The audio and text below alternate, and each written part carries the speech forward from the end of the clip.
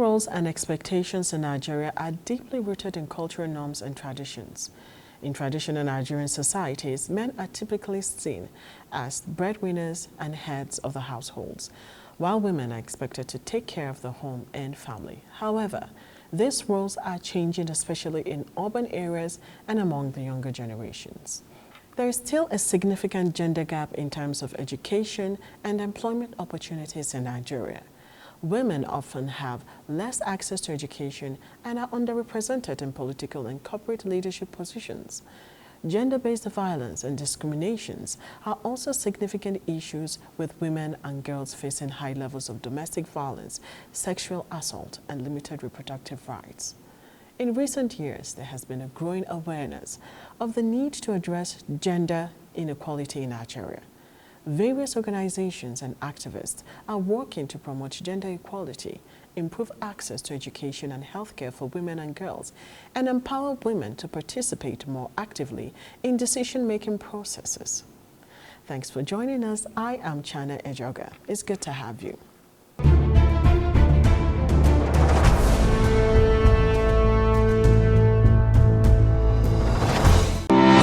The National Institute for Policy and Strategic Studies (KURU), in partnership with Breed Custard, a policy advisory, strategic communications and government relations firm, cordially invites stakeholders in the mining industry to a two-day National Stakeholders Roundtable with the theme Sustainable Development of the Mining Industry in Nigeria. Date 29th and 30th of April 2024. Venue Abuja Continental Hotel, former Sheraton. Time 10 a.m. daily. The roundtable will be declared open by His Excellency Senator Kashim Shettima GCON, Vice President, Federal Republic of Nigeria. Guests of honor: host governors of states where mining activities are currently being carried out. Invited honorable ministers as well as key private sector players in the mining industry. Announcer Professor Ayo Omotayo, Director General CEO, National Institute for Policy and Strategic Studies.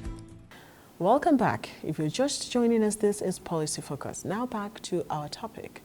The Ministry of Women Affairs, in collaboration with the Development Research and Project Center (DRPC) and the National Institute for Policy and Strategic Studies (NIPSS), had a two-day forum on the domestication of the women economic and empowerment policy. The forum is aimed to engage state commissioners for women affairs in the process of domesticating the women economic empowerment policy at the grassroots and rural community levels. Today on Policy Focus, we have Dr. Judith Ann Walker, the Executive Director of the Development Research and Project Center, who will be telling us more on the Women Economic Empowerment Policy. Stay with us.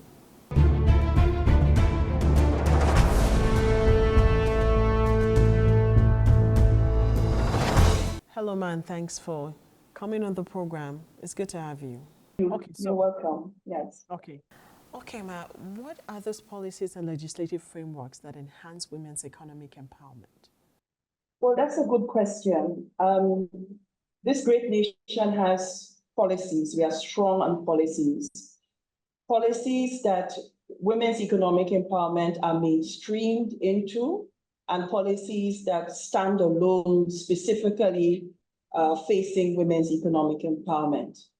The National MSME policy, that's 2021 to 2025, mainstreams women economic empowerment. Then you have the gender policy, the National Gender Policy in Agriculture. Women are also incorporated and focused upon in that policy. Then, of course, we have the National Policy on Gender. Women's economic empowerment is also mainstreamed into that policy. But specifically, the National Policy on Women's Economic Empowerment and Action Plan 2023 is the only policy that specifically and directly addresses women's economic empowerment, not as part of gender, but women per se, and not women and men, but women's economic empowerment. So we have policies where women's economic empowerment is mainstreamed and recognized and is a part of the policy. And then we have the WE policy that is specifically women-facing for economic empowerment 2023. So the WE policy or the WE initiative aims to close the gender gap in all sectors of the economy, especially in the agricultural sector. How realizable is this? Well, I think the starting point for addressing any discernible or clearly identifiable challenge or problem in a society is the policy framework. And the policy framework captures the need to address and respond to the gender gap and gender inequality in the economy per se. And this is a strong starting point. Agriculture is one of the 5 pillars. There are 4 other pillars and 4 other focal points, but the starting point is agriculture, number 1, pillar 1, and that's largely because of the disproportionate presence of women in the agricultural sector. How realizable? Very realizable, in the sense that when you have a policy, you have the instrument for addressing a discernible, identifiable, measurable problem or challenge. And this is a strong starting point. So very realizable and very much a challenge that can be addressed through a policy initiative. Okay, so your organization, the Development Research and Project Centered, the DRPC, in collaboration with other partners like NIPSS, organized a workshop to discuss the harmonization and validation of women's economic empowerment indicators in the National WIL Policy, Action Plan, and the National WIL Monitoring and Evaluation Framework. What are your thoughts on the outcome of the meeting, and what does it portend for women's economic empowerment in Nigeria? Great question. On the 4th of April, 2024, that workshop, Harmonization and Validation Workshop, with the M&E Department of the Federal Ministry of Budget and Economic Planning was held in conjunction with NIPSS and all other MDAs working on women's economic empowerment at national level.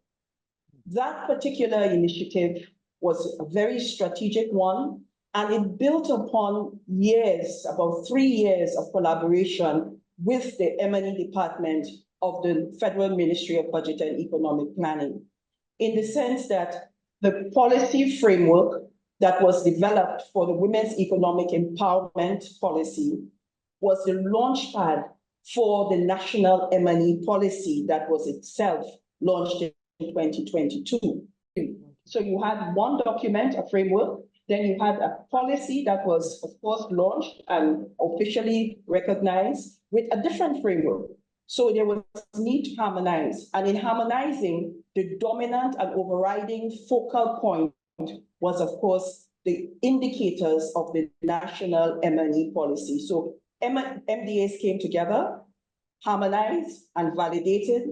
And the next step from that would be a process of formulating a baseline where all the indicators will have their baseline representation from which we can track actual performance and achievements of MDAs in the area of women's economic empowerment. And I must say that this is a whole experience and journey that the DRPC has engaged with NIPSS on, the National Institute for Policy and Strategic Studies, since 2021. Okay, recently there was a 2-day forum on the domestication of the WIL policy from the grassroots. What also is your expectation of this forum, and what should Nigerian women expect? Well, I think the starting point is the deep and analytical work of the National Institute for Policy and Strategic Studies, Senior Executive Course 43, where significant recommendations were made in the domain of policy implementation. That particular Senior Executive Course spelled out very clearly that domestication or implementation was a critical piece of work that has to be done for any policy to be, quote unquote, successful. Now, DRPC collaborating with NIPSS on the domestication initiative, and it's a very strategic and important one for us, because after a policy is launched, then the real implementation comes in. What we hope to achieve from that particular collective action was to actually see the objectives, the goals, the missions, the recommendations, the indicators, everything that was so neatly and well aligned in the national WIL policy be operationalized at subnational level. The policy exists, and we are all happy about that, but now the real test of policy implementation comes in. And this is the domain where, at the subnational level, states would embrace the policy, add because no policy is a blueprint per se, formulate, recognize, and encapsulate all the initiatives that are currently on ground, which is the state we policy, so that the issues, the challenge addressed at a really local level, at state level and at sub-state level. And this is what we hope to achieve. Full implementation to address the challenges and barriers of Nigerian women in the economy. So what more is expected of monitoring and evaluation officers and gender desk officers of federal ministries, departments, and agencies towards ensuring proper implementation of the Women's Economic Empowerment Policy, ma'am? That's a great question. On the 4th of April, when the DRPC, working together with and very important harmonization and validation workshop with MDAs under the aegis of the M&E Department of the Federal Ministry of Budget and Economic Planning. What we expect us at the end of that one-day interaction on the 4th of April is that the various line ministries will go back now with indicators that have been harmonized and ratified, and a baseline figures, baseline indicators, baseline information will be populated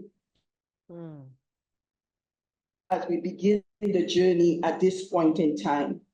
So the baseline is going to be curated, and we move forward to see the extent of success, 6 months, in terms of the independent and separate activities and indicators and performance baseline indicators of all the MDAs in respect of women's economic empowerment. And from there, we will be able to track and monitor the extent to which the indicators have been improving over time, 6 months, 12 months, and beyond. That was a great one. Let's talk more on gender equality and social inclusion. Are we there yet? Is any country there yet? It's a challenge. It's a challenge. It's a challenge. But what I would say is that there are several indices, there are several frameworks that are used to assess Nigeria vis-a-vis other African countries and globally. And when you look at them, you have a sense that we have a lot of work to do. But I think there's a recognition that there is a challenge. There's a recognition that the work has to be done. There's a recognition that gender equality is on the agenda. And I think that is a starting point. That recognition, that single recognition. We're not there yet. And as I said, most countries are not. But starting with a recognition that the journey is important, the journey is a palpable one, the journey is one that we have to recognize that we must all join hands to move towards. I think we have a good starting point. And I think the WE policy is the framework around which we can move forward. It's one in a pillar of several policies. The gender equality bill, we hope, will be on the agenda very soon. But nonetheless, we have the WE policy, and it's a guide and a guideline to move forward with. So what should be the role of the private sectors towards the goal of women economic empowerment? Well, the private sector is an active private sector, and we have heard and we have seen the role of the private sector in the health space, and we have heard the commitment of corporate social responsibility from the private sector to end gender-based violence. Commitments have been made by the private sector in so many domains, so many areas, so many sectors. In respect of women's economic empowerment, the private sector has a double challenge. The private sector has to lead by example, in the sense of what we see in corporate boardrooms, the representation of women. And already we've seen some progress in that area. And the second area where the private sector has a challenge is that the private sector has that big omnibus corporate social responsibility purse. What the private sector does with that in terms of training women, what the private sector does in terms of committing to good causes, committing to causes where women are empowered is very critical and very important. And the demonstration effect of that is of great substance, of great importance. And it's one that we can all follow from civil society, from government. Private sector has that capacity to lead by example and to also influence others who are working in the space through their corporate social responsibility. Can you tell us how can we ensure that the provisions of the National Policy on Women Economic Empowerment are embraced by government across sectors? Well, that's a marvelous question in the sense that the WE policy is not siloed or should not be siloed in any one sector. You've asked an important question about how can we ensure that it's embraced across sectors. The WE policy has implications for agriculture, for industry, for manufacturing, for education, for human capital development, all sectors. The blue economy, the green economy, all sectors. So how do we ensure that? I think the answer is one that we see with the initiative of the Federal Ministry of Budget and Economic Planning. The joining up, coming together and talking to each other, showing the areas of complementarity, identifying where there are gaps, and harmonizing and working together for that WE effort. And that's ongoing right now. And it's just a matter of cascading that down from the national to the subnational level, but coordination, making sure that things are joined up across all sectors, a sector-wide approach, as is occurring right now in the health space, is what we need in the WE space. All right, my discrimination against women and girls, both in public institutions and in the private sphere, continues to persist, and women and girls find themselves economically, socially excluded. Why is this so, and what should we do differently? No society exists in a bubble. No policy exists in a bubble. Societies, policies, laws must be grounded and rooted in history, in tradition, in social realities. And ours is one that society is structured and stratified. And as it is stratified, women unfortunately find themselves disproportionately discriminated against. But there's also the other side of it. Women who are able to make a case for themselves, women who are able to lead by example, women who are able to demonstrate that they are capable. The society is also open to that. It may not be as fast as we want to see, but it's happening. So you have always this point and counterpoint in any society where the roots are strong, but you have the branches and you have the trees and you have the twigs that are moving according to their own dynamic and are to some extent shaking the roots. So what can we do? We can ensure that the WE policy is one where it is very clear that when a woman is empowered, she's not empowered as a separate and singular individual going off for herself.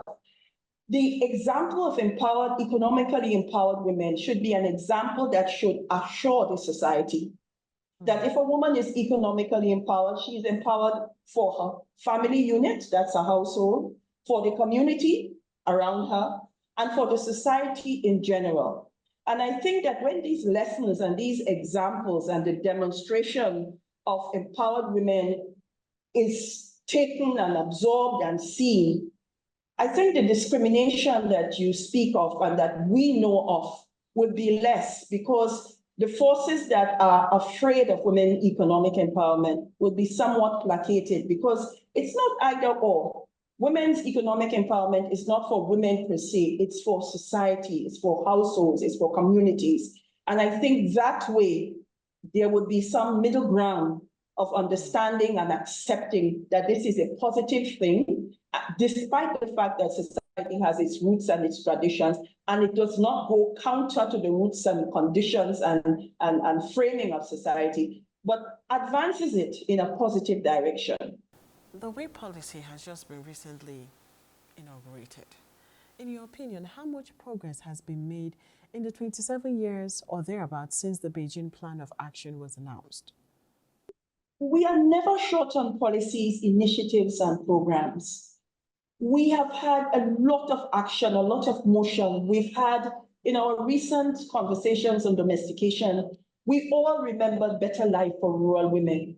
We all talked about that. There have been so many brilliant initiatives, not just at national level, at subnational level. Different states have made a difference for women. We won't name states at this point in this forum, but so many states have initiated programs, projects, funding mechanisms. We've had initiatives at the national level. We've had subnational. The challenge, I think, is joining it all up and seeing the cumulative effect. There's a feeling of not enough has been done, but a lot of good initiatives have been tried. It's not that nothing has been done, but joining it up and cumulatively seeing the impact of it. So I think that we are not short of ideas, we are not short of initiatives, we're not short of projects that have been started. The challenge is that many of them have not continued. The challenge is that many of them, subnational, have not joined up with national, or national initiatives have not been domesticated well. But there's a lot. There's a plethora of great ideas and great initiatives. And the good thing about this policy is that it brings it all under one roof, the WE policy, and seeks to domesticate it at the subnational level so that we don't have an initiative in agriculture, in MSMEs, in another area, tourism, in the creative economy, in digital education and literacy, but they're all joined up.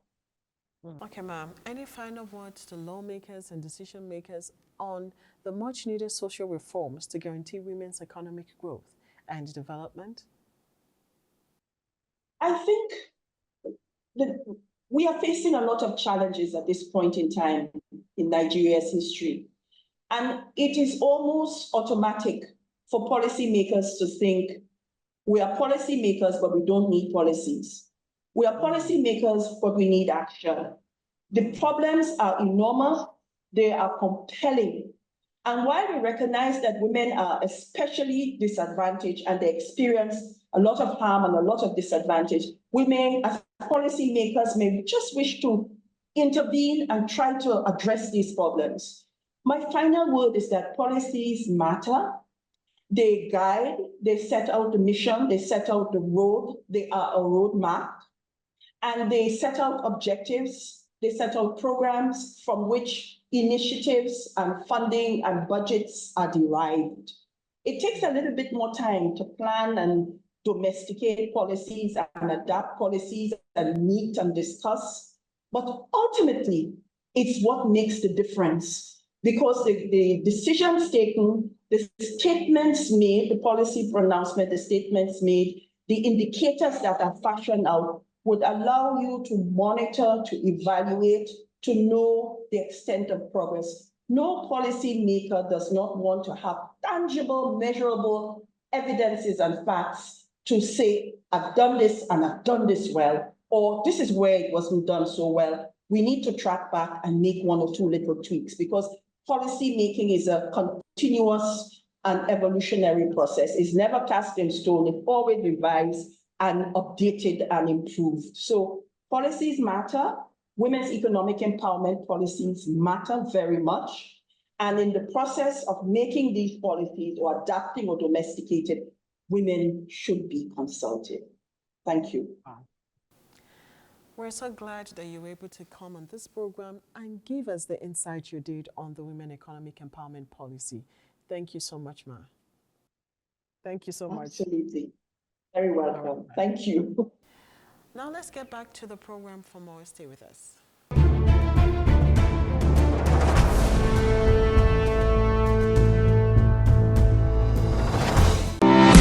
The National Institute for Policy and Strategic Studies, KURU, in partnership with Breed Costard, a policy advisory, strategic communications and government relations firm, cordially invites stakeholders in the mining industry to a 2-day National Stakeholders Roundtable with the theme Sustainable Development of the Mining Industry in Nigeria. Date 29th and 30th of April 2024. Venue Abuja Continental Hotel, former Sheraton. Time 10 a.m. daily. The roundtable will be declared open by His Excellency Senator Kashim Shettima GCON, Vice President, Federal Republic of Nigeria. Guests of honor: host governors of states where mining activities are currently being carried out. Invited honorable ministers as well as key private sector players in the mining industry. Announcer Professor Ayo Omotayo, Director General CEO, National Institute for Policy and Strategic Studies.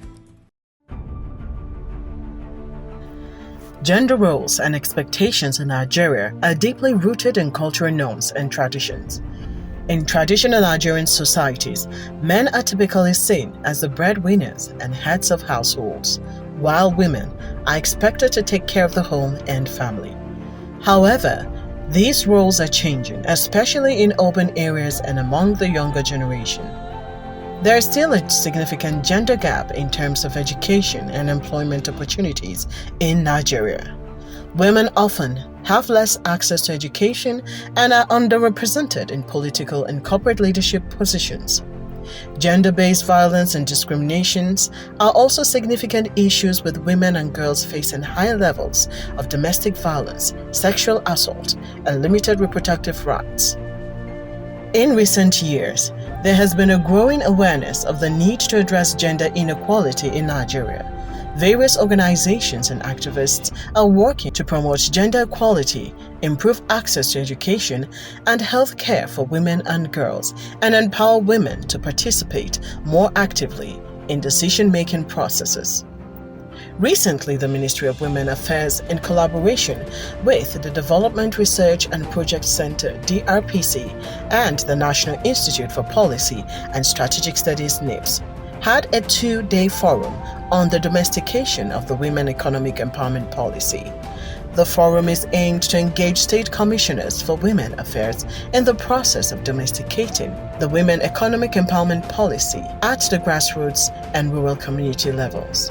The forum tagged State Commissioners of Women Affairs on the domestication of the National Women's Economic Empowerment Policy, had present the Minister of Women Affairs, Barrister Uju Kennedy Ohanenye, Executive Director of the DRPC, Judith Ann Walker, Director General of the Miriam Babangida National Center for Women Development, Asabe Bashir, Director General of NIPSS, Professor Ayo Motayo, the Director of Studies, NIPSS, Professor Olufumilayo Paramalam MNI, and the Akwa Ibom State Commissioner for Women Affairs, Ini Adiakpan, among others.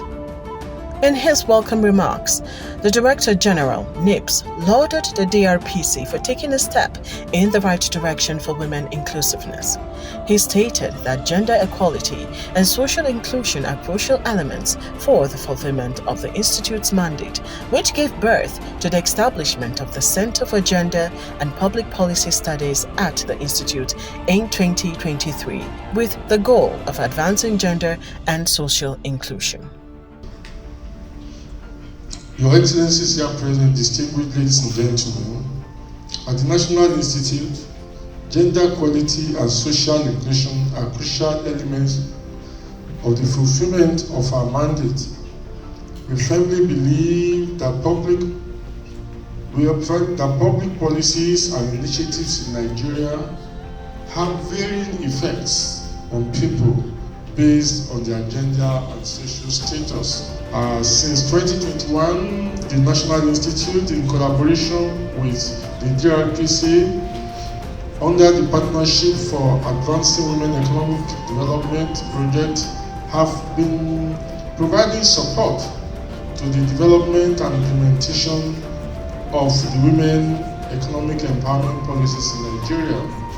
NIPSS and DRPC have been partners in contributing significantly to developmental issues in the areas of health, education, gender, and social inclusion. The National Institute and its long-term partner, DRPC. Your Excellencies here present, distinguished ladies and gentlemen, at the National Institute, gender equality and social inclusion are crucial elements of the fulfillment of our mandate. We firmly believe that public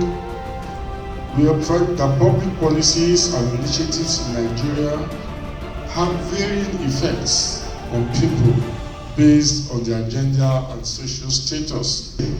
It is our fervent hope that through this forum, stakeholders will engage in meaningful and effective conversations for collective action for the domestication of the WE programs at the subnational levels.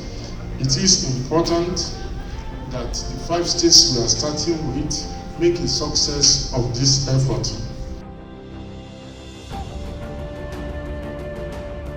The collaboration between NIPSS and DRPC has led to 12 researches, 17 high-level meetings, convened 5 policy dialogues with CSOs, and 228 senior public officials trained on issues concerning women and girls. In her welcome speech, the director, DRPC, Dr. Judith Ann Walker, said the 2-day forum is a continuation and a culmination of DRPC's work with NIPSS on the Women Economic Empowerment Policy. It is important for me to share with you that the DRPC has been collaborating with NIPSS for about 20 years on issues concerning women and girls. This is a very productive and important partnership that we established quite some time ago. Working with NIPSS for this 20-year period, the DRPC and NIPSS together have collaborated on about 12 researches. We have held about 17 high-level convenings on issues concerning women and girls. We have convened 5 policy dialogues with civil society organizations and government officials. And from our records, we have determined that we have trained 228 senior civil servants, both in Nigeria and abroad, on issues concerning women and girls in the special area of women's economic empowerment. It's important to say that this started in 2022, when NIPSS and the DRPC worked together with the Monitoring and Evaluation Department of the Federal Ministry of Budget and Planning to develop a national M&E framework for women's economic empowerment. That particular initiative led to the launch of the National Monitoring and Evaluation Policy in 2023 in collaboration with UNICEF at that time. The meeting today and tomorrow will build upon the achievement of initiating the National M&E framework focusing on women's economic empowerment. Contributing to the discourse, the Minister of Women Affairs, Barrister Uju Kennedy Ohanenye, said the ministry is working with women across the country to change the narratives and stereotypes against women. We've changed the narratives. The women generally have equally changed the narratives for themselves. They've been well tutored and lectured, and they've started believing in themselves. We've been so maltreated that we lost our self-confidence. How can we include women? How can we stop out of school children? How can we stop harmful practices like ironing of breasts, money marriage, early marriages? How do we stop it? If women are poor and remains the poorest in the whole world, how do we stop it? So no be small child play within now, of which everybody's hands must be on deck for us to achieve this. Commissioners of Women Affairs and Development Partners also gave their own remarks. This training is very important to me and to my state because it's going to help me. It has opened my eyes to so many things that I've not known before, and it has taught me to go back to my state to step it down and to know to see how I'm going to develop the women in my state. Women economic empowerment cannot be overemphasized because it is a major thing which is very, very key. Bringing up this kind of forum really help us to know that we need to domesticate the policy in our various states. In this session, it's just an additional value to what Kaduna State has been doing.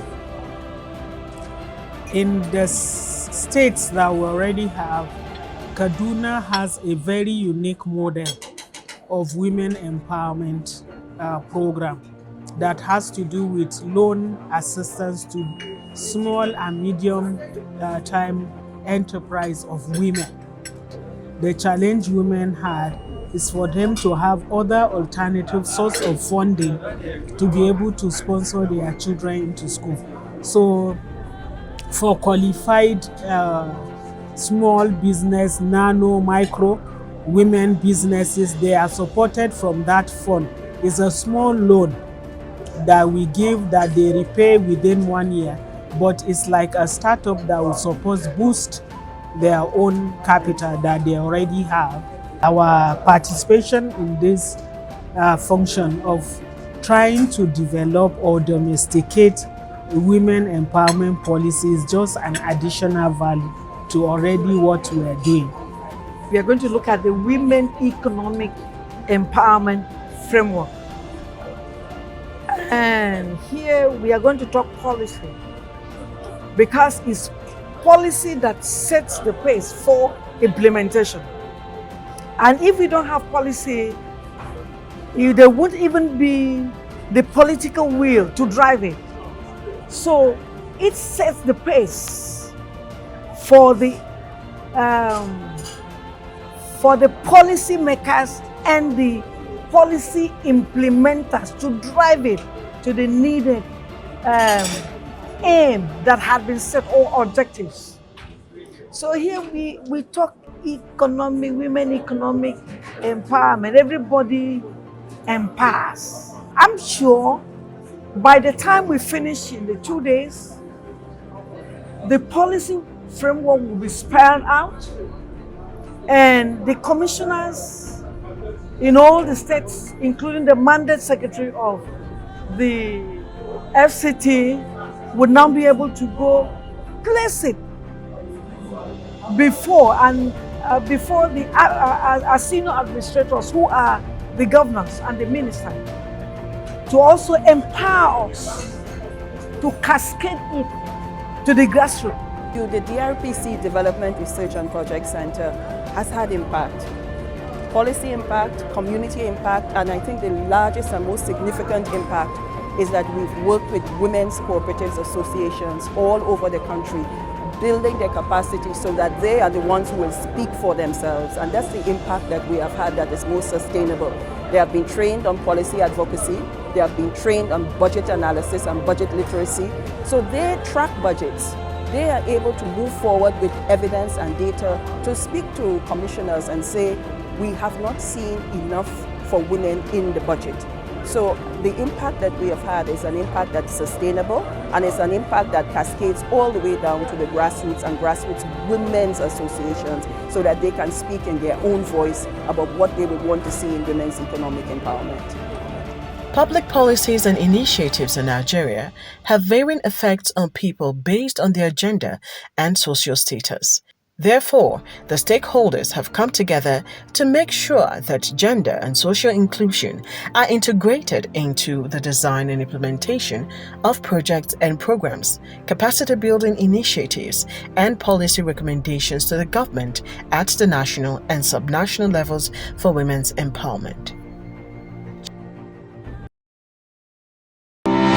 The National Institute for Policy and Strategic Studies Kuru, in partnership with Reed Costard, a policy advisory, strategic communications and government relations firm, cordially invites stakeholders in the mining industry to a 2-day National Stakeholders Roundtable with the theme Sustainable Development of the Mining Industry in Nigeria. Date 29th and 30th of April 2024. Venue Abuja Continental Hotel, former Sheraton. Time 10 a.m. daily. The roundtable will be declared open by His Excellency Senator Kashim Shettima GCON, Vice President, Federal Republic of Nigeria. Guests of honor, host governors of states where mining activities are currently being carried out, invited honorable ministers as well as key private sector players in the mining industry. Announcer Professor Ayo Omotayo, Director General CEO, National Institute for Policy and Strategic Studies.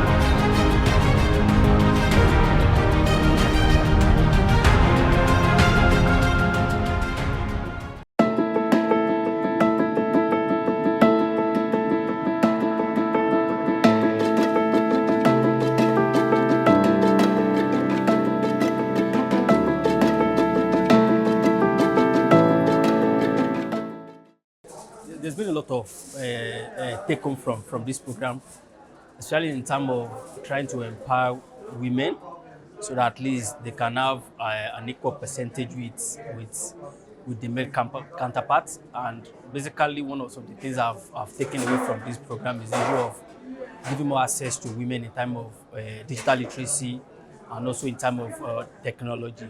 So we can also see that a lot of states in Nigeria are also trying to domesticate the we policy so that at least they can get more women engaged in economic empowerment. And I think that is a very lovable idea. Creation of awareness and capacity building is one of the basic way to go, because a lot of women are into farming, but they don't know the new mechanized or maybe new agricultural technological wise way of doing things to ease their stress. Because if we look at the system today, we have so many female-headed families with, like, maybe, if I may say, like just 5 laborers, because we have so many of widows who are just doing that alone on their own. Unlike the male-headed family, who have like 4 to 5 wives, and maybe they have like children that are growing up to be their own labor forces. But women, in the case of women, it's just like 5 to 6. So economic empowerment of women, I think, if should be passed across all the 6 geopolitical zones, I think there is a lot to go through, and it's going to be effective, and it's going to help a lot of Nigerian women, because insurgency is one of the basic problems that is carrying away people from farming. And so within themselves, within the mechanized system of farming and within the economical way of empowerment, you can like subsidize for another thing. Keep watching. Keep watching. Keep watching NIPSS Policy TV.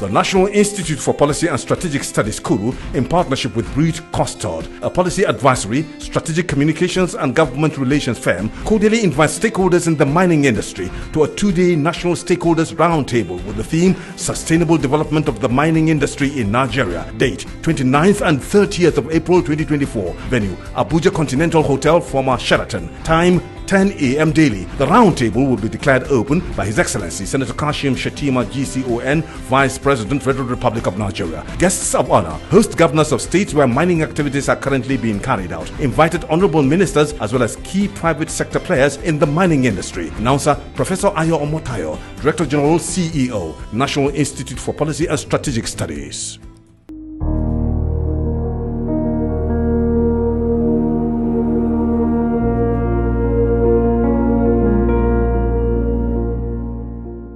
A lot of people want to come into NIPSS. Not everybody can make it, but for those who are selected and come in here, just know this, you make a difference. Once you go out there, please just continue pushing what you have.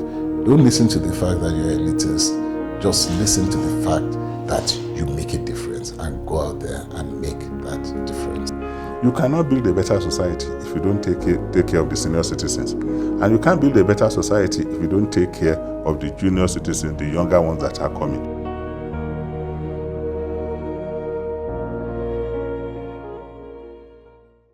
It's new, it's fresh. It's all about policies and strategies.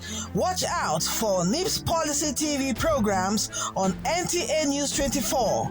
Tune in on Mondays, Tuesdays, Fridays, and Saturdays, 11 a.m. to 12 p.m. on DSTV Channel 419, GoTV Channel 26, Star Times Channels 101 and 433, and Free TV Channel 703. Miss this and miss out on policies that will affect you and our country. Join us.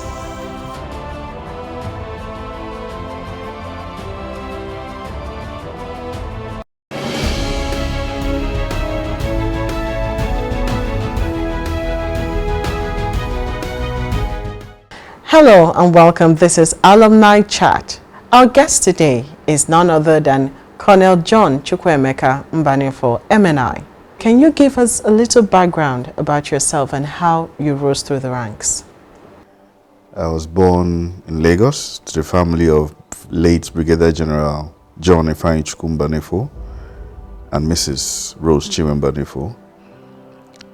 I hail from Onitsha North local government area of Anambra State. I went to Command Children's School, Anne's Barracks, Yaba, Lagos, from where I proceeded to Federal Government College, Enugu, and then gained admission to the Nigerian Defense Academy. I graduated from the Department of Geography and was posted to the Nigerian Corps of Artillery. Ever since then, I have served in different capacities, both in and out of the country.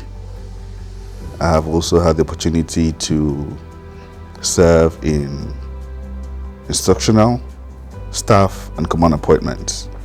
My last appointment before going to the National Institute of Policy and Strategic Studies was the Assistant Director Operations, Special Operations at the Defense Headquarters. Talking about the National Institute, can you tell us what led to you coming to the Institute? Okay. For military officers, you are required to have a strategic course either at the National Institute or at the National Defense College or any of the contemporary institutions abroad. So I was nominated by the Chief of Army Staff and alongside my colleagues to also attend the National Institute. And for me it was something of pride and joy, being that my father had actually also attended the National Institute as a member of Senior Executive Force 22 in the year 2000. And I had also the opportunity of having an uncle, the present Royal Highness, the Obi of Onitsha, who was also of Sec 1 in 1979 when the institution was established. So for me it was really heartwarming that I was nominated to come to the Institute. So can you tell us how was your experience while you were at the National Institute? Well, for me, coming from my background of the military, a course is a course. So I expected it to be interesting and of course to also lay foundation for learning. So I came there with a lot of expectation. I didn't believe that it was going to be as tasking as it was.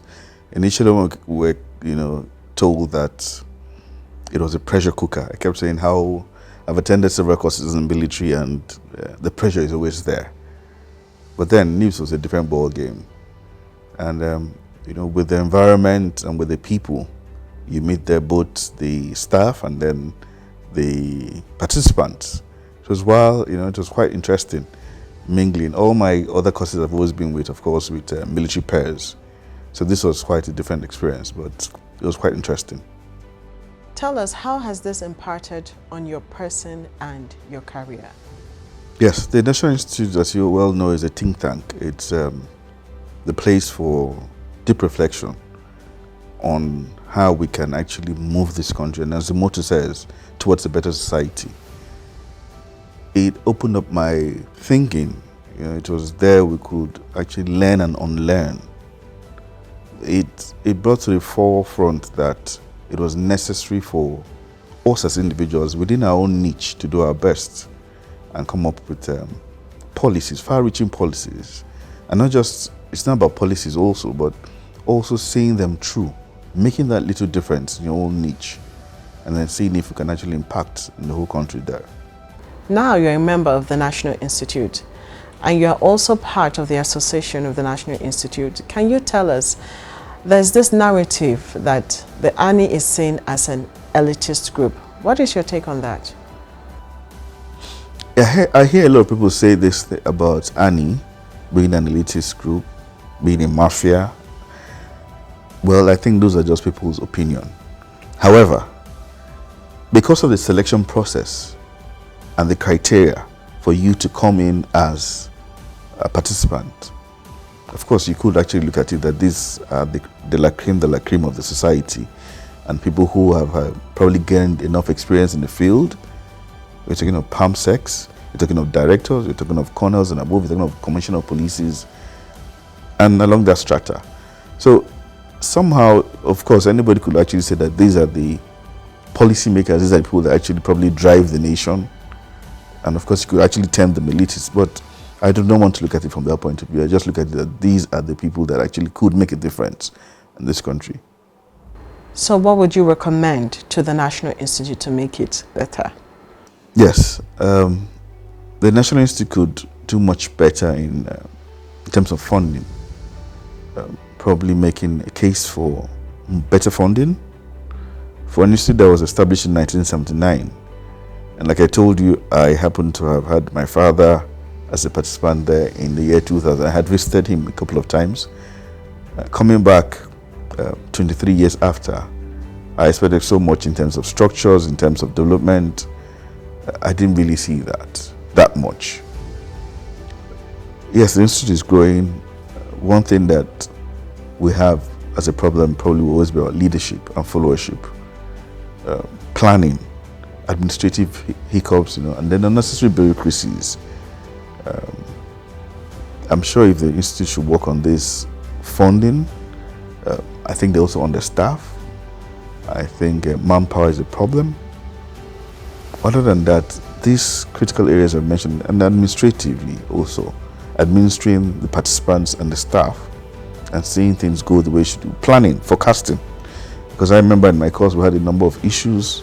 Yes, probably because of the transition of government and everything, but then other institutes also had the same challenge, but they overcame it without an issue. So I think those are the things that we should work on in the National Institute. And lastly, what's your advice to the young people out there, especially those looking up to be like you? Hard work. Do good to others. I remember an archbishop who said that you don't seek happiness. If you want happiness to come to you, you do good, and then you'll be fulfilled. Keep your hands clean. Do the best you can. You can't be a saint. You can't do it all. But in your little niche, like I say, in your own sphere of influence, do the best you can do. Strive to be the best you can. Everybody has potentials. Everybody. It's just for you to identify or discover yourself.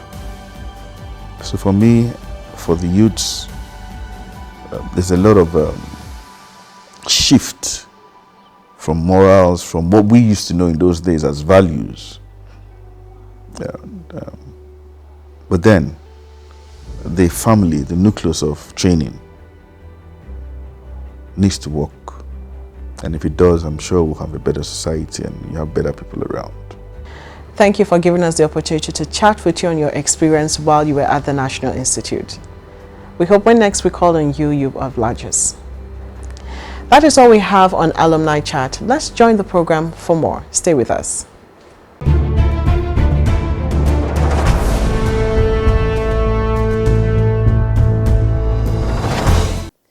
Creating and implementing the Women Economic Empowerment Policy is a crucial step towards building a more inclusive and prosperous society for all. By prioritizing the economic advancement of women, we not only boost overall economic growth, but also foster gender equality and empower women to reach their full potential. That's all we have on the episode today.